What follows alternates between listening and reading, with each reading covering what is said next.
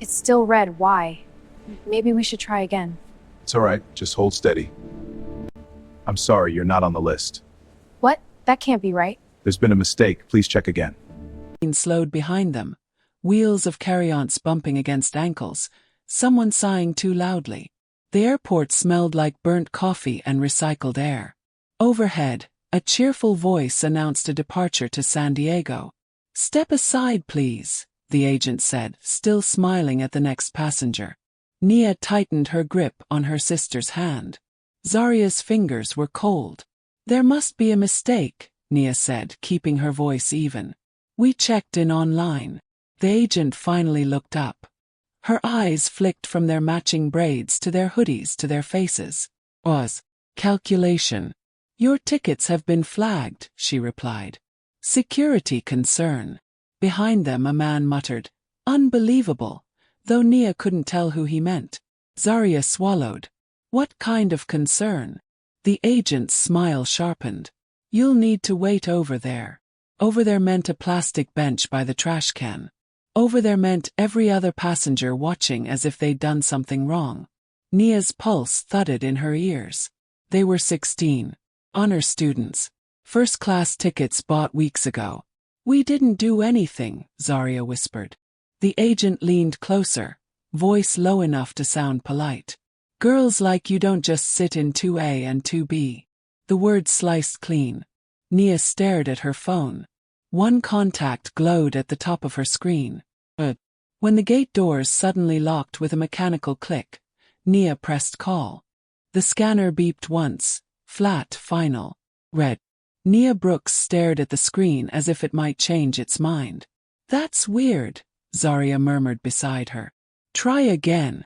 The line behind them shifted impatiently. A man in a gray suit checked his watch. A woman bounced a toddler on her hip. Nia slid her phone under the scanner again. Red. The gate agent didn't look up. "Step aside, please." "We checked in online," Nia said carefully. "Our seats are 2A and 2B. The agent's lips curved in something that wasn't warmth. Her name tag read Linda Carlisle. "Yes," Linda said, typing slowly. "I see that." "Then what's the problem?" Zaria asked. Linda finally looked at them. Her gaze traveled. Braids, sneakers, matching denim jackets. "Your tickets have been flagged." "For what?" Nia asked. "It doesn't say." "That doesn't make sense," Zaria said. "We bought them weeks ago." Linda's smile tightened. "You'll need to wait over there." Over there was a molded plastic bench beside a trash can and a vending machine humming too loudly. "We're going to miss boarding," Nia said. "You're not boarding," Linda replied smoothly. The words felt heavier than they should have. Passengers stared openly now. A whisper rippled through the line. "What did they do?" "Security issue, I think." Nia felt heat rise to her cheeks. "We didn't do anything." Linda's fingers tapped the keyboard. "Security has been notified." Zaria's hand squeezed Nia's. "Notified for what?" Linda leaned forward slightly, lowering her voice. "Ma'am, arguing won't help." "We're not arguing," Nia said. "We're asking." A uniformed airport security officer approached. His badge read Officer Reynolds. "Problem?" he asked. Linda nodded toward them. "Boarding flagged. Possible discrepancy." "Discrepancy how?" Reynolds asked. Linda shrugged lightly. "Could be identity." Nia blinked. "Identity. Here's my ID." She held out her driver's permit. Reynolds examined it longer than necessary. 16, he asked. "Yes. Traveling alone." "Our dad is meeting us in New York," Zaria said. Reynolds looked at Linda. "System says first class." "Yes," Linda replied. There was again that pause. "Is that unusual?" Nia asked quietly. No one answered. Behind them, boarding continued. "Beep, green, beep, green." Zaria's voice trembled despite her effort. "We saved for this. It's our spring break." Reynolds handed back the ID. "We just need to verify." "Verify what?" Nia asked. Linda's eyes hardened for a split second. Sometimes tickets are purchased fraudulently. Are you accusing us of fraud? Zaria said. I'm stating policy. Nia inhaled slowly. Call our dad. Is he the purchaser? Reynolds asked. Yes. Then have him contact customer support. Nia's pulse thudded in her ears. She scrolled to the top of her contacts. Zaria leaned closer. Do it. Linda crossed her arms. This is unnecessary. Nia pressed call anyway. Rang once.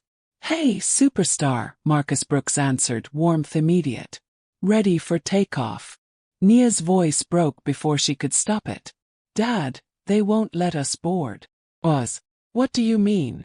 They said our tickets are flagged. They called security. On the other end, silence sharpened. Put someone on, Marcus said. Linda stiffened. We can't speak to. Nia held out the phone anyway. Marcus's voice carried through the speaker, calm but edged. This is Marcus Brooks. Who am I speaking with? Linda hesitated. Gate Agent Carlisle. What is the issue with my daughter's tickets?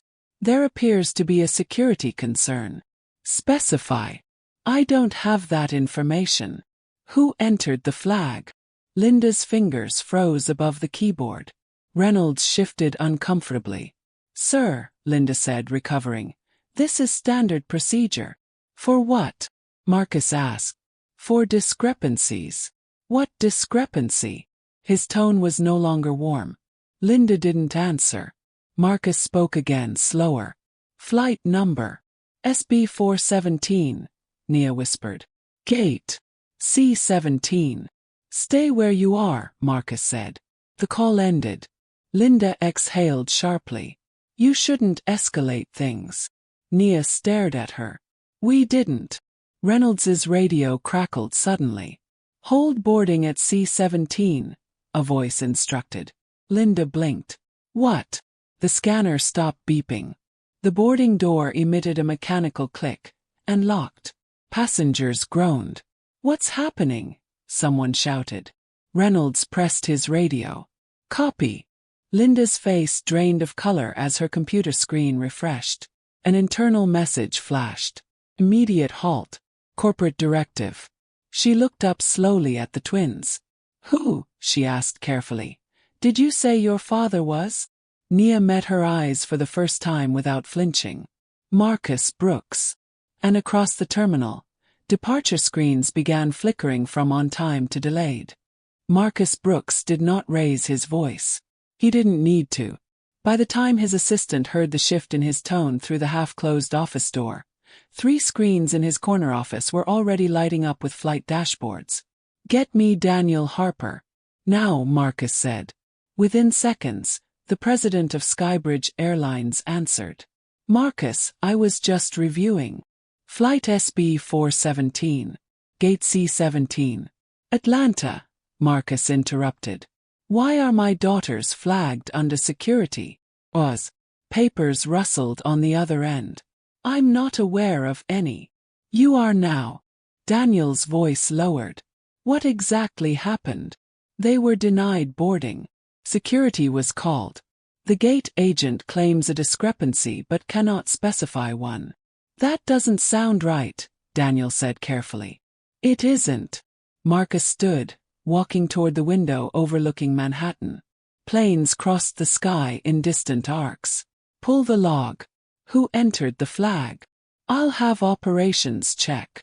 Not operations. Internal compliance. Another pause.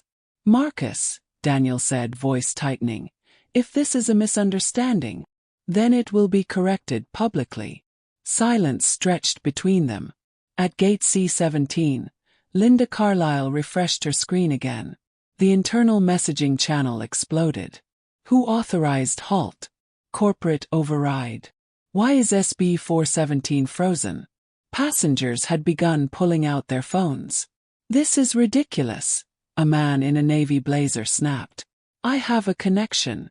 We're waiting on clearance, Reynolds muttered. Linda swallowed as her supervisor hurried down the terminal, heels clicking sharply against tile. Linda, Supervisor Karen Mitchell said under her breath. What did you do? I followed procedure, Linda replied. The tickets looked suspicious. Suspicious how? They were first class. Purchased from a private account. 2 minors traveling alone. That's not a violation. Linda's jaw tightened. It raised concerns. Concerns aren't grounds for a manual security flag. Linda's fingers curled slightly. I trusted my instincts. Behind them, Nia watched every movement. Zaria leaned closer. Why are they panicking? Zaria whispered.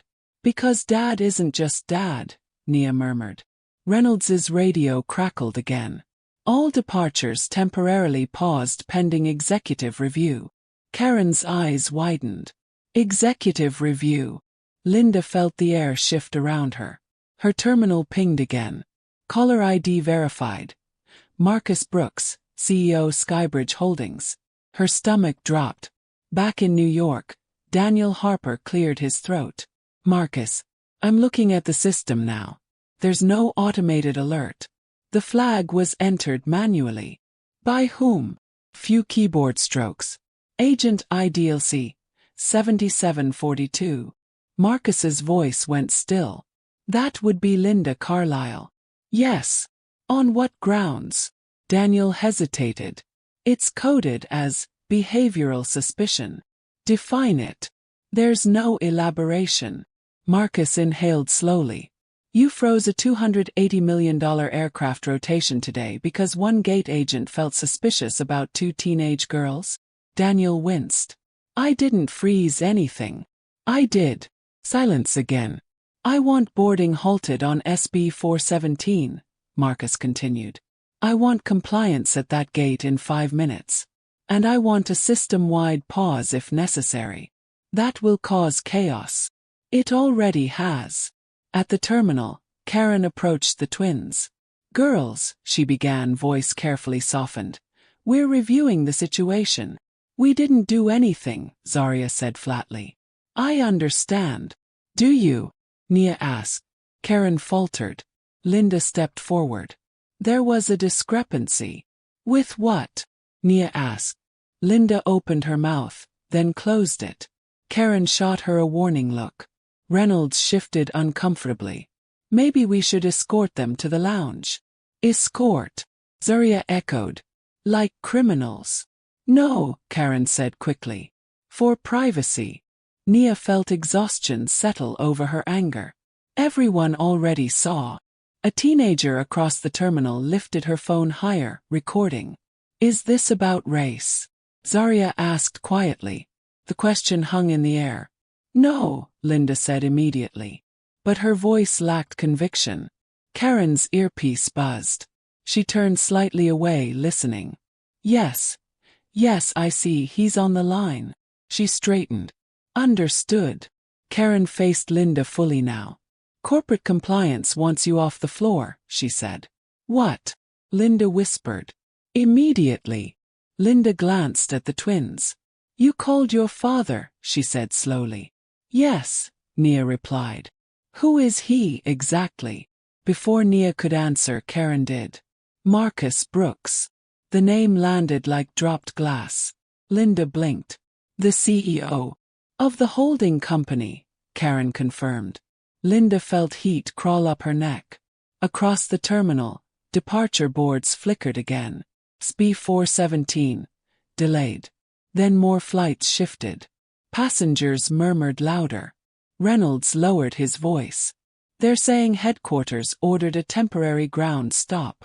For one flight. Zaria asked. For now, he admitted. Linda's hands trembled slightly. This is being blown out of proportion. Nia stepped closer, eyes steady. You told us girls like us don't sit in 2A and 2B. Karen's head snapped toward Linda. You said that. I didn't mean. You said it, Zaria insisted. Karen's expression hardened.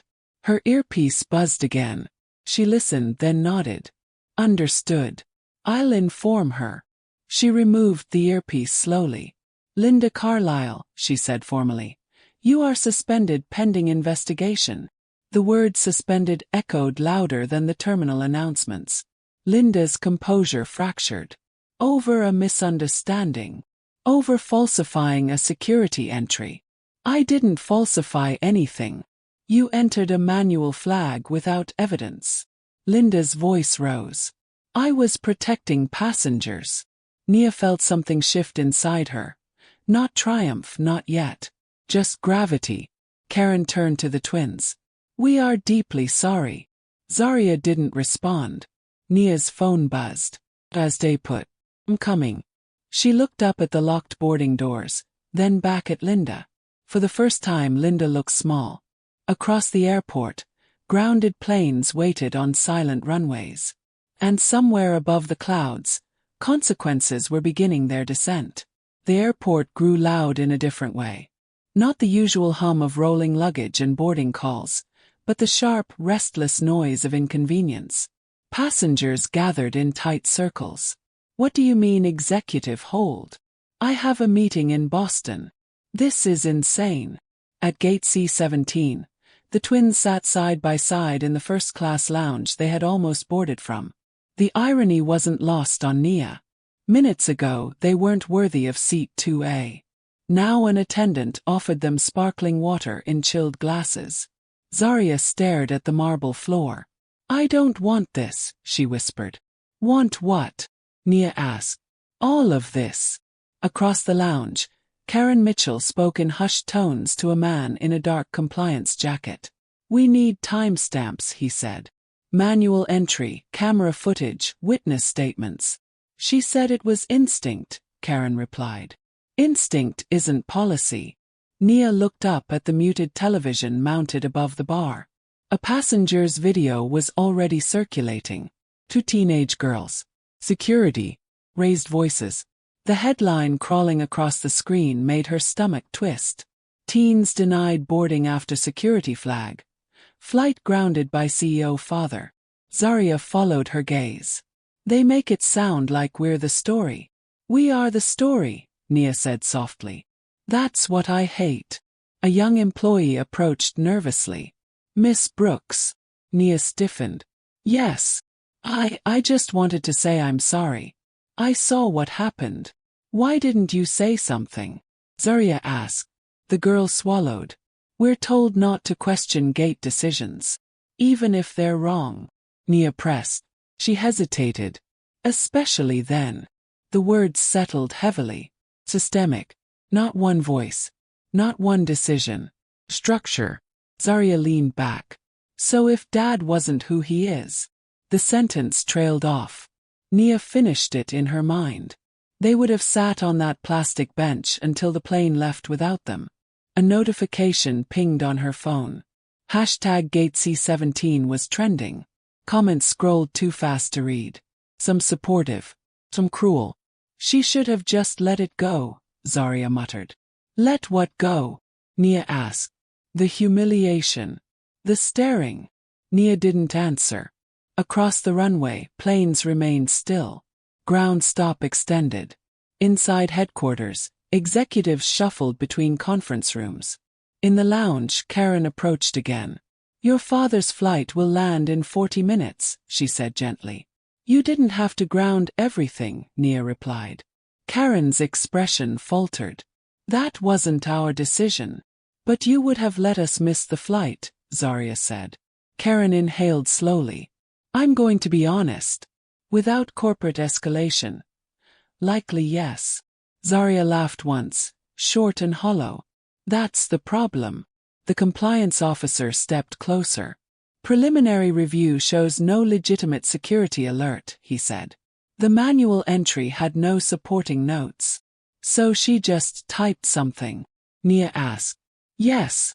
Because we looked suspicious. Zaria said. He hesitated. That appears to be the reasoning. Nia felt anger flare again, but beneath it something colder. How many times does that happen? She asked. The officer didn't answer. His silence did. A new alert flashed across Nia's screen.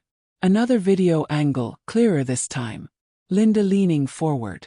The audio caught the sentence perfectly. Girls like you don't just sit in 2A and 2B. Zaria's breath caught. It's on camera. Karen closed her eyes briefly. Yes. Outside the lounge, reporters were beginning to gather. Microphones. Camera crews. Word had traveled faster than the aircraft engines idling on the runway. Marcus Brooks was not just a father. He was a corporate earthquake. Nia's phone vibrated again. Dad, landing in 15. He showed Zaria. Zaria swallowed. He's going to blow this up. Maybe it needs to be blown up, Nia said quietly. Across the airport, staff huddled in break rooms. I never liked how flags worked. She's not the only one who does it. Compliance audits are coming. Linda Carlisle sat alone in a supervisor's office, badge placed on the desk. Her hands shook, not with guilt but disbelief. It wasn't about race, she muttered to no one. But the footage said otherwise. In the lounge, Nia stood and walked toward the window. A plane lifted slowly from a distant runway, the only one cleared before the ground stop widened. She imagined the ripple effect. Meetings missed, schedules broken, money lost, all because someone thought they didn't belong in first class. Zaria joined her at the glass. Are we supposed to feel powerful? She asked. Nia shook her head. I feel tired. Below them, flashing lights approached the private terminal entrance. Marcus Brooks had arrived. And as the first news van pulled into the airport drive, the silence before confrontation settled like heavy air before a storm. Marcus Brooks did not run when he saw his daughters. He walked, controlled, measured, intentional. But the moment Nia stood, something in his face cracked. Nia, he said softly. Hi, Dad. Zaria stepped into him first. He wrapped both arms around her, then pulled Nia in. For a second he wasn't a CEO. He was just a father who had heard his child's voice shake over the phone. Did anyone touch you? He asked quietly. No, Nia said. Just escorted. Marcus nodded once. His jaw tightened. Karen Mitchell approached carefully. Mr. Brooks. Supervisor Mitchell, he replied evenly. Walk me through it. They sat at a low table. Compliance officers hovered nearby with tablets open. Karen spoke plainly. Agent Carlisle manually entered a behavioral security flag. No documentation. No system trigger. Behavioral. Marcus repeated. Yes. What behavior? Karen hesitated. There's no notation. Marcus looked at his daughters. What did she say to you? Zaria glanced at Nia. Nia answered. She said girls like us don't sit in 2A and 2B. Karen closed her eyes briefly. Marcus's voice dropped an octave. Is that on record? Yes, the compliance officer said. Video confirmed. Marcus nodded slowly. Good. Zaria looked at him sharply. Good. It means truth doesn't rely on memory, he said. A silence settled between them. Marcus turned back to Karen. How often are manual flags entered without oversight? Karen hesitated too long. Monthly averages. Marcus pressed. Approximately 60 across major hubs. And audits. Quarterly. Randomized. Yes. Who designs the review criteria? Operations. Marcus leaned back slightly. So the same department that benefits from avoiding delays reviews its own bias patterns. Karen didn't answer. Nia watched her father shift, emotion folding into strategy. This is bigger than her, Zaria murmured. Marcus met her eyes. Yes. In a separate office, Linda Carlisle sat across from two internal investigators. Did you enter the manual flag? One asked.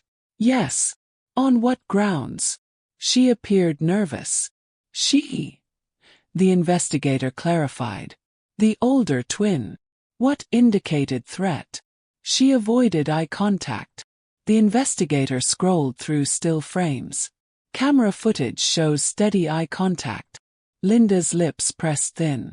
Body language. Explain. She seemed defiant. The second investigator leaned forward. Defiant is not a security risk. Linda exhaled sharply. You weren't there. No, he agreed. But the cameras were. They turned the tablet toward her. The footage played. Her own voice echoed. Girls like you don't just sit in 2A and 2B. Linda stiffened. That statement suggests socioeconomic bias, the first investigator said. It was taken out of context. What context makes that appropriate? Linda faltered. Back in the lounge, Marcus stood. I want a full internal review of manual security flags over the last 5 years, he said. Daniel Harper's voice crackled through speakerphone. That will expose the company to legal risk. Marcus didn't blink. We are already exposed. Daniel lowered his voice. The board is concerned about optics. My daughters were publicly humiliated, Marcus replied. Optics left the building. Nia felt a flicker of guilt. This is because of us, she whispered to Zaria. No, Zaria said firmly. This was already there. Karen cleared her throat. Mr. Brooks, with respect, grounding flights nationwide. Was necessary, Marcus said. If one gate agent can manually override boarding without documentation, we have a structural failure. Zaria looked at him. You're not just mad. No, he said quietly. I'm disappointed. Disappointed in her. In the system that made her comfortable enough to do it. Across the airport, reporters gathered outside security checkpoints. Inside break rooms, employees whispered. They're pulling 5 years of logs. They never do that. This could get ugly. Linda sat straighter as the investigators concluded. Pending final review, one said. Your employment is terminated for falsification of security data and discriminatory conduct. Linda's face went pale. You're firing me. Yes. For one decision. For violating federal compliance standards. She stood abruptly. You're doing this because of who their father is. The investigator met her gaze. No. We're doing this because of what you said, and what you entered. Silence swallowed the room. Back in the lounge, Marcus knelt slightly in front of his daughters. I need to ask you something, he said. Nia braced herself. What? Do you want to fly today? Zaria blinked. After all this? It's your choice, he said. Nia imagined walking back through that gate. The stairs. The whispers. The video cameras. She shook her head. I want to go home. Marcus nodded once. Then we go home. Karen swallowed. We will, of course, arrange private transport. No, Marcus replied evenly. We'll drive. Nia looked up. Drive. That's 10 hours. Yes, he said gently. And no one will question where you sit. Zaria let out a shaky breath. As they walked out of the lounge together, reporters surged forward. Mr. Brooks, is this about race? Will there be a lawsuit? Is the agent fired? Marcus paused briefly. This is about accountability, he said. And accountability has no class seat. Flashbulbs erupted. Behind them, departure boards slowly returned from delayed to on time. Planes prepared to lift again. But something else had already taken flight. Not it. An exposure. A reckoning 5 years overdue. And as the Brooks family exited the airport into a storm of cameras, the company Marcus had built began dissecting itself from the inside out. The podium bore the Skybridge logo in polished silver. It looked different under scrutiny. Marcus adjusted the microphone once, then stepped back. Behind him stood Nia and Zaria, hands lightly clasped. They hadn't planned to be on a stage today. They had planned to sit in 2A and 2B, eat warm cookies, and argue over window shades. Instead, cameras blinked red across the room. Good afternoon, Marcus began. His voice was steady, not corporate smooth, not paternal soft. Something in between. Yesterday, my daughters were denied boarding on a Skybridge flight due to a manual security flag entered without evidence. Murmurs rippled through the press pool. They were publicly escorted away, he continued. They were questioned. and they were told they did not belong in their assigned seats. Nia felt heat climb her neck again, but she held her chin up. A reporter raised her hand. "Mr. Brooks, is this an isolated incident?" Marcus didn't hesitate. "No." The word landed heavy. "We have uncovered patterns of discretionary flagging that disproportionately impact minority passengers." A second reporter leaned forward. "Are you suggesting systemic racism within your airline?" "I am stating," Marcus replied, "that systems reflect the biases we fail to challenge." The room quieted. Zaria shifted slightly. "They're looking at us," she whispered. "I know," Nia murmured. Another question cut through. "Will the employee involved face consequences?" "She has been terminated for falsifying security documentation and discriminatory conduct," Marcus said. A man in the back called out, "Critics say you only acted because it affected your family." Marcus met his gaze. "That criticism would be fair if we stopped here." He stepped aside slightly. "We are commissioning an independent civil rights audit of all security flag procedures. All manual entries will require supervisory documentation. Historical data from the last 5 years will be released to regulators." Pens scratched across notepads. Cameras zoomed in. A reporter addressed the twins directly. "How did this make you feel?" Nia hadn't planned to speak. But silence felt heavier than words. She stepped forward. "It made me feel small," she said plainly. The room went still. "Like I had to prove I deserved to sit in a seat I paid for." Zaria joined her. "It made me angry," she added. "Because if our dad wasn't who he is, we wouldn't be standing here." A murmur passed through the reporters again. One woman asked gently, "What do you want to see change?" Nia exhaled slowly. "I want it to stop being about who someone's father is." The room absorbed that. Marcus placed a hand lightly at the small of her back. Not guiding, just steadying. Outside the building, protesters and supporters gathered. Some held signs reading "Equal boarding for all." Others held signs that read "Stop the overreaction." Inside corporate offices, board members watched the live stream. "This is risky," one muttered. "He's exposing us," another said. "He's protecting us," a third countered.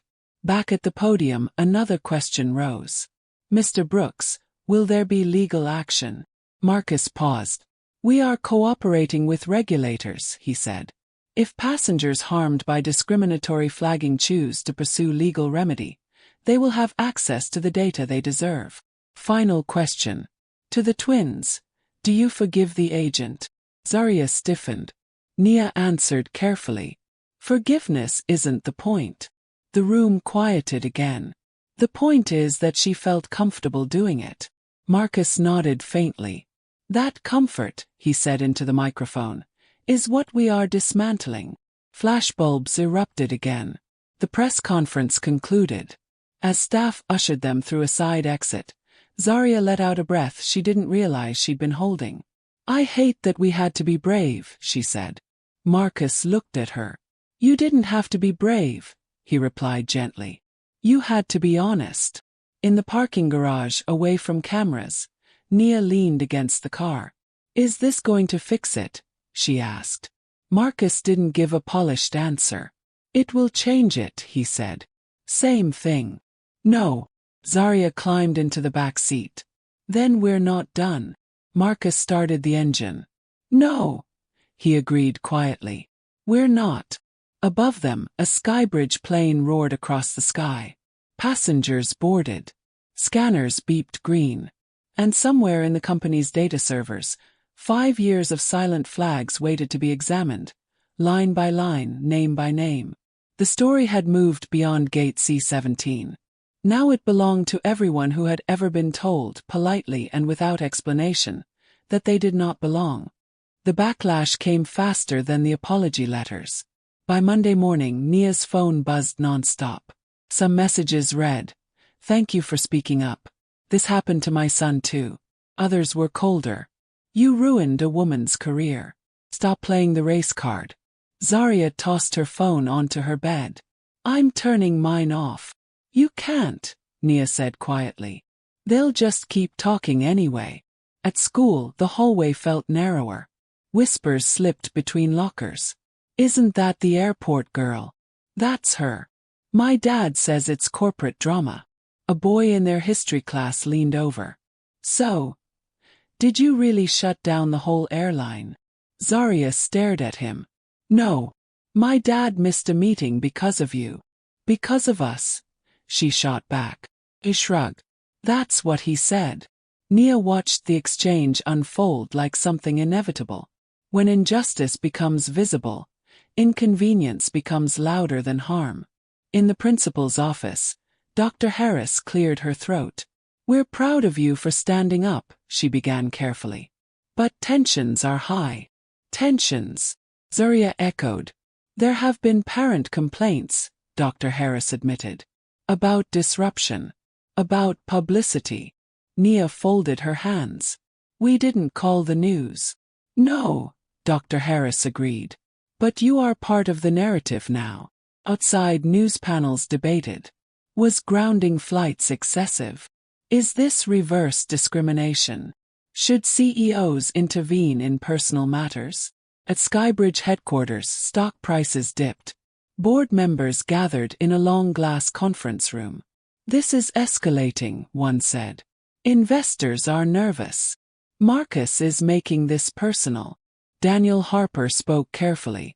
Marcus believes transparency will stabilize long-term trust. Or damage it permanently, another countered. In his office, Marcus listened without blinking. We're implementing bias audits and independent review, he said. If that unsettles shareholders, they should examine why. Resignations are being floated, a board member warned. Marcus leaned forward. If accountability costs me my seat, so be it. Silence. Back at school, Zaria shoved her locker closed harder than necessary. This wasn't supposed to be like this, she muttered. Nia touched her arm. What did you think it would be? Justice. Clean. Quick. Nia gave a small, humorless smile. Justice is paperwork and interviews and angry strangers. That afternoon, a black SUV idled outside their house. A reporter stepped out. Just a comment, he called. Marcus opened the door before the girls could. My daughters are minors, he said evenly. Direct your questions to me. The reporter hesitated. Do you regret escalating the situation? Marcus didn't blink. I regret that escalation was necessary. Inside Zaria paced. Maybe we should have just waited, she said. For what? Nia asked. For it to blow over. Nia turned toward her fully. It wouldn't have. Zaria's voice cracked. I don't want to be a symbol. You're not, Nia said softly. You're my sister. That night, emails poured into Marcus's inbox. Some from employees. I've seen flags misused before. Thank you for addressing it. Others from anonymous senders. You're destroying your own company. This is political grandstanding. Marcus stared at the screen long after midnight. The cost of accountability was no longer theoretical. It was measurable. In headlines. In stock charts. In his daughter's exhaustion. Downstairs, Nia scrolled through comments one last time before setting her phone aside. A message caught her eye.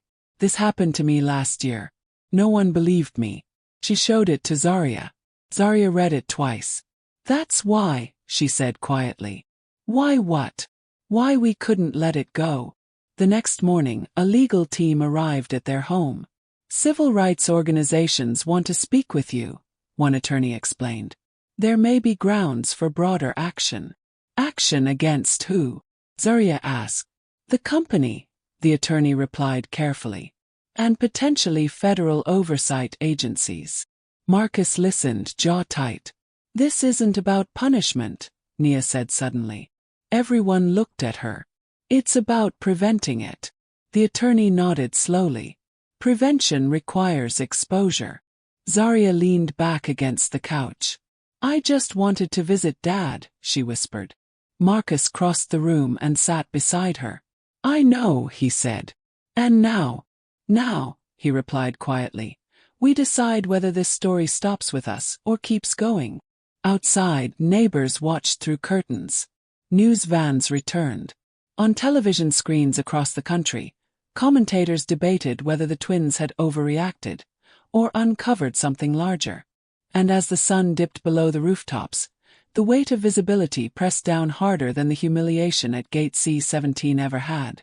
Justice, they were learning, did not arrive without turbulence.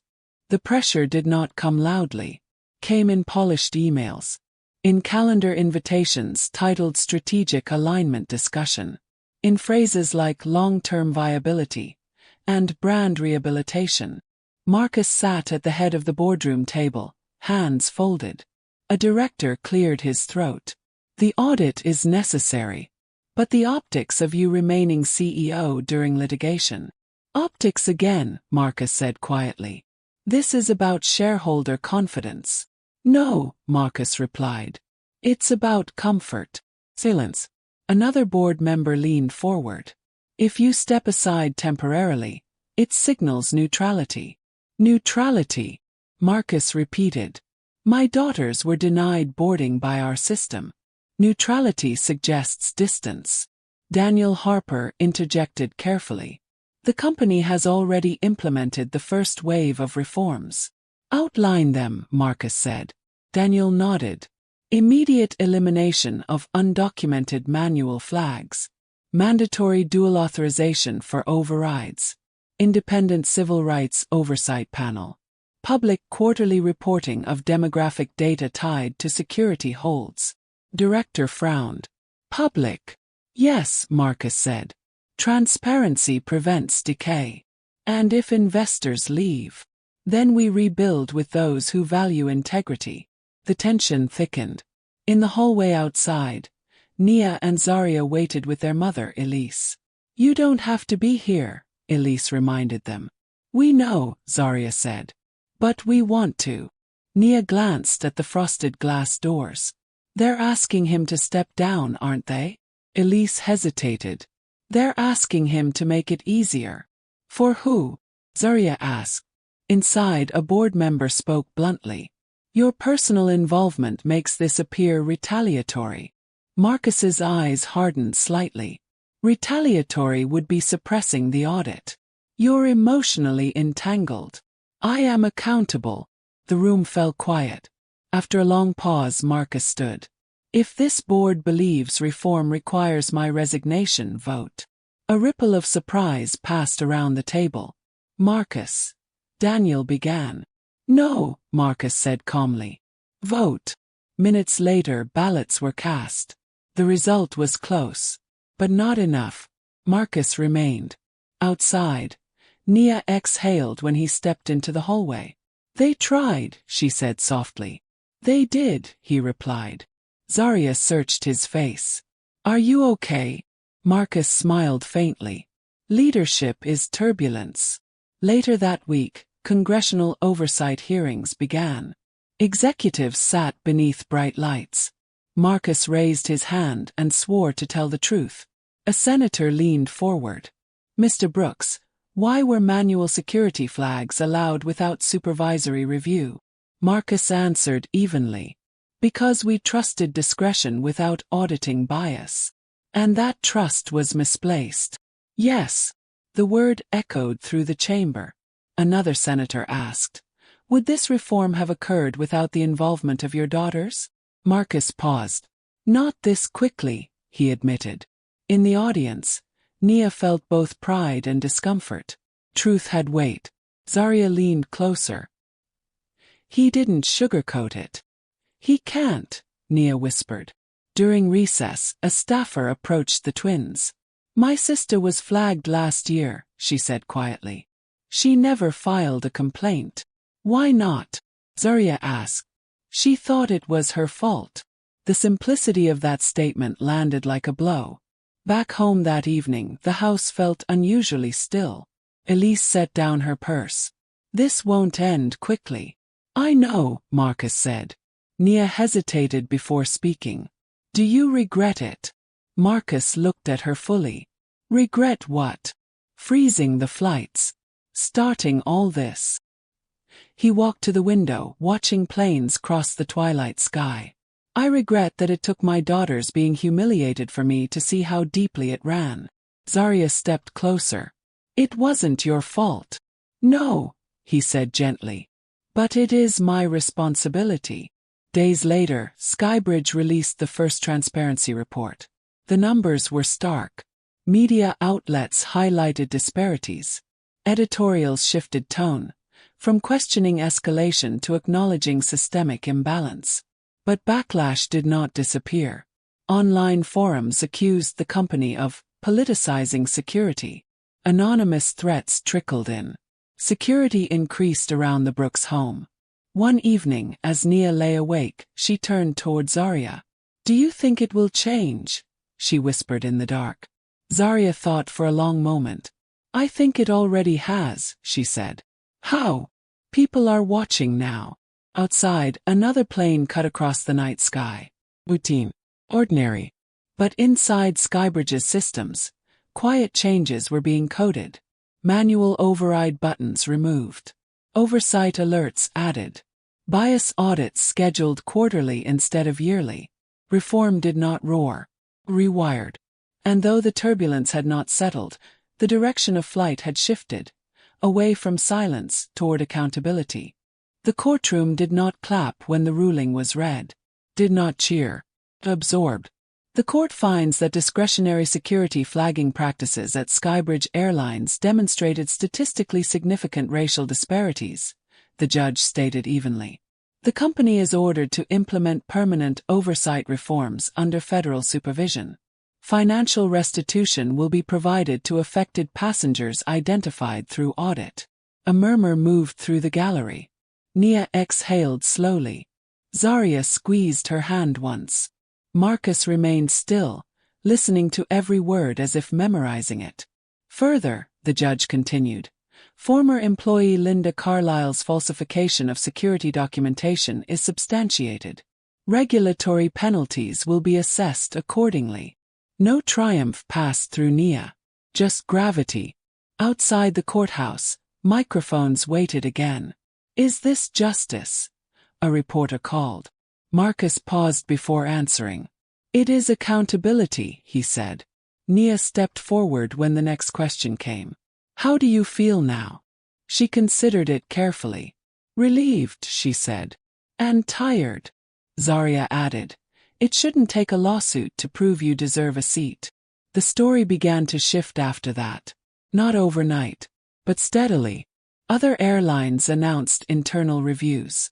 Civil rights organizations cited the case in policy briefings. The phrase manual override began appearing in reform discussions nationwide. At Skybridge headquarters, the oversight panel met weekly. Independent auditors reviewed data in real time. Training modules were rewritten, not as corporate disclaimers, but as scenario-based accountability. Marcus sat in the back of the first new training session without announcing himself. An instructor addressed a group of gate agents. "What does behavioral suspicion mean?" she asked. One employee answered cautiously. "It requires documented, observable actions tied to policy criteria. And personal assumptions are not policy." Marcus felt something loosen in his chest. Weeks later, Nia stood in front of her bedroom mirror, holding a boarding pass. "Are you sure?" Elise asked from the doorway. "Yes," Nia said quietly. Zaria adjusted her backpack. "It's just a flight." "It's never just a flight," Nia replied. They arrived at the airport early. No reporters. No cameras. Just rolling luggage and coffee lines and the low hum of departure boards. Gate C17. The same gate. Zaria glanced at the sign. "You picked this one on purpose." "Maybe," Nia admitted. The gate agent, a different woman this time, smiled warmly. "Good morning. Boarding passes." Nia handed over her phone. The scanner beeped. Green. Simple sound. But it echoed. The agent smiled again. "Enjoy your flight." Zaria didn't move immediately. She looked at the agent. "Is there a manual flag on our tickets?" she asked gently. The woman blinked. No, ma'am. All clear. Nia nodded once. Thank you. They stepped forward together. 2A and 2B. Same seats, same route, different air. As the plane taxied down the runway, Nia watched the wings slice through sunlight. You okay? Zaria asked. Yeah, Nia said. But her voice held something softer now. Not fear. Memory. The wheels lifted. The city shrank. Clouds swallowed the ground below. Zaria leaned back. Do you think she regrets it? Nia thought about Linda Carlisle, not as a headline, but as a person who had made a choice. I think she understands it now, Nia said. And that's enough. No, Nia replied gently. But it's something. In first class, a flight attendant offered warm cookies. Zaria laughed quietly. We never got these. Nia accepted one. Neither of them reached for the window shade. They let the light in. Below them, airports continued their choreography. Passengers boarding. Scanners beeping. Names announced. Somewhere in a data center, oversight algorithms scanned for irregularities. And somewhere else, a teenager who had once been quietly flagged now boarded without question. Justice had not erased humiliation, had not erased fear, but it had drawn a line. Not in anger, in policy. As the seatbelt sign dimmed, Nia rested her head back. The sound of the engines no longer felt like accusation. Felt like motion. Forward. Cleared for takeoff.